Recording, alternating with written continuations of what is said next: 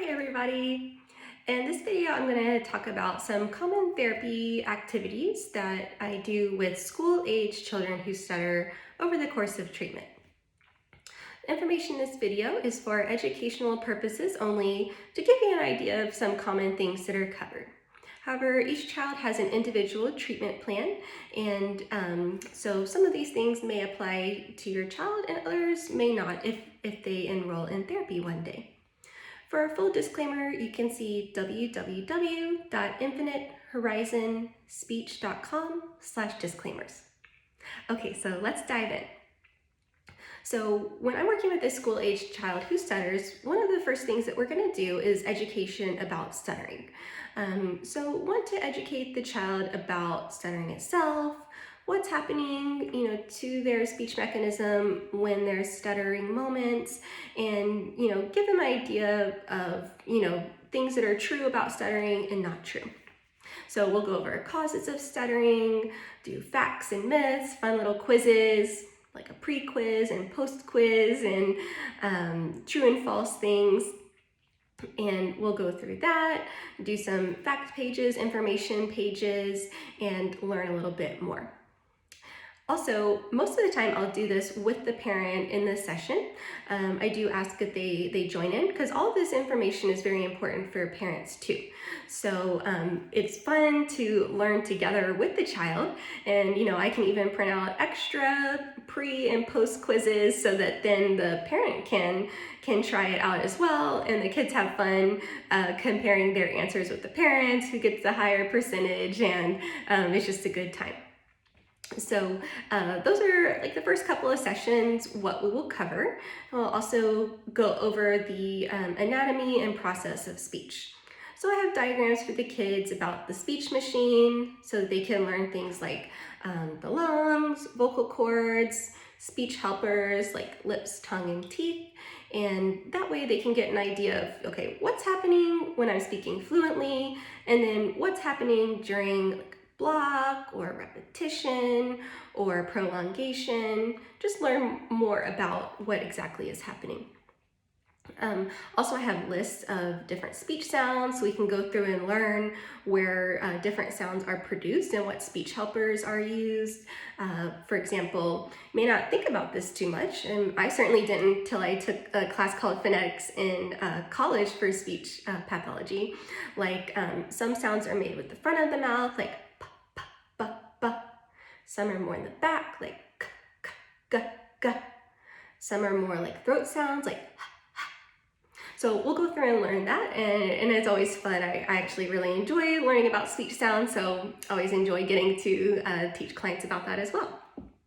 Okay, so that's kind of the first pillar, is education.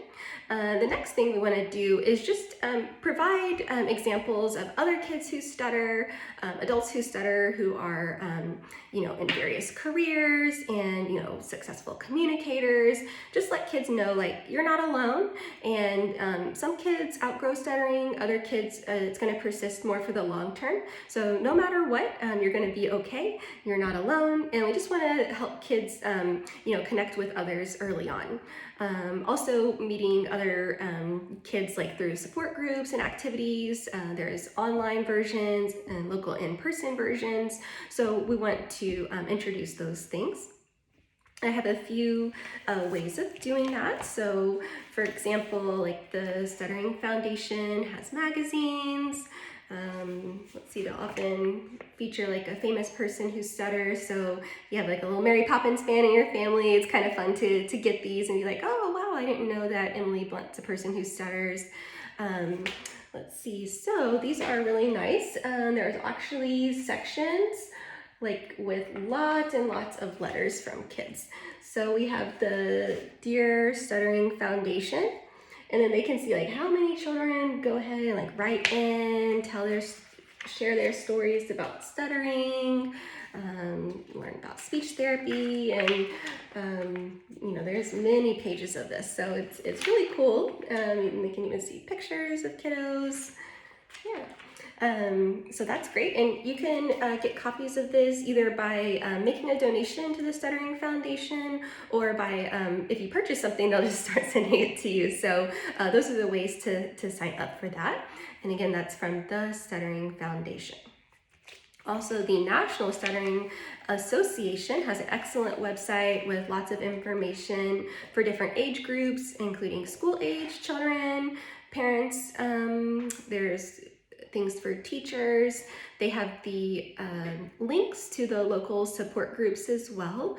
Things like summer camps for kids who stutter. So we'll go through some of those things together and just let children and parents know what's out there to support them. Also, it's great if you can go to a local support group or get connected to one of the online ones, like through friends.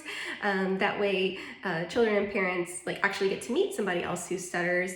Oftentimes, people who stutter will say that they rarely encounter anybody else who does.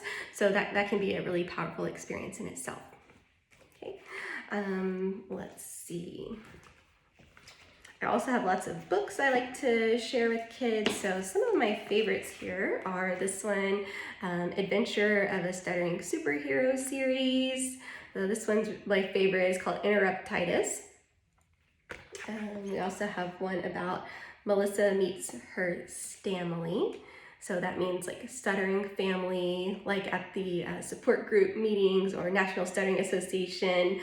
Some people like to refer to folks they meet there as their Stamily. And this one is on eye contact. So what I really like about these is they kind of turn it around. So this girl, Melissa, is very confident, and instead of treating like stuttering as a problem, they're treating interrupting as a problem, which it is. And so she's talking about a boy in her class who has interruptitis and keeps interrupting her, and she wants to figure out a way to be able to finish her sentences and explain to this boy that she doesn't want him to be filling in the ends of her sentences. So it's a really good take on that, and I think it can facilitate some good discussions for how kids can problem solve things like interrupting or other challenges they may experience to their stuttering in their own life. So it's a great conversation facilitator for that. Okay, I just love books, so I have more here. This one is great. It's called Olufemi Faces His Fears, and so it's about a young boy who stutters, and he has a book report to give to his class, and it's about him being able to do that. And let's see, another one. This is the Something to Say series, and so this one is about Sam has something to say about stuttering. So yeah, these are great for facilitating those kinds of conversations. Okay, and then another aspect is learning about speech techniques. And so we'll go through a list of different things that can help children get through a word if they're getting particularly stuck, or just ways to help them communicate more easily. And there's quite a few different techniques like that. So there are some that may not apply just in general, and I'll let them know, hey, these don't really apply so well to the types of stutters that you have. Maybe we can pick one of these that would be more helpful for you, and let the child pick which one would be most helpful for them and feels most natural that they would want to try. Okay, and also talk to them about, this is not something that you have to do all the time, but if you feel like it's something that could help you, then, these are the situations where you could use it, and we practice that. Okay.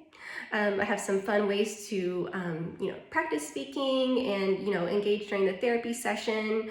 So sometimes we have games. I like this one. It's super fun. What do you meme? So it's, a little more modern, talking about memes. And I have fun playing this too.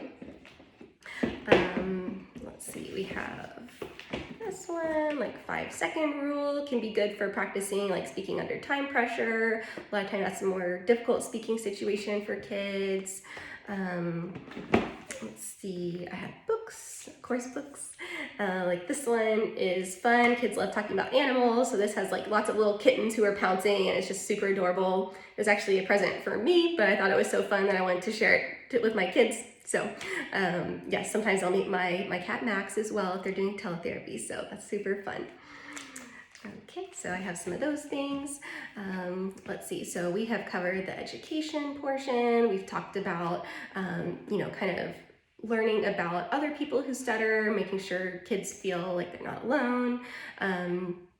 It's important to help children develop like healthy attitudes towards communication, positive views towards their speech, problem-solving skills for helping them speak up in any situation, whenever, with whoever.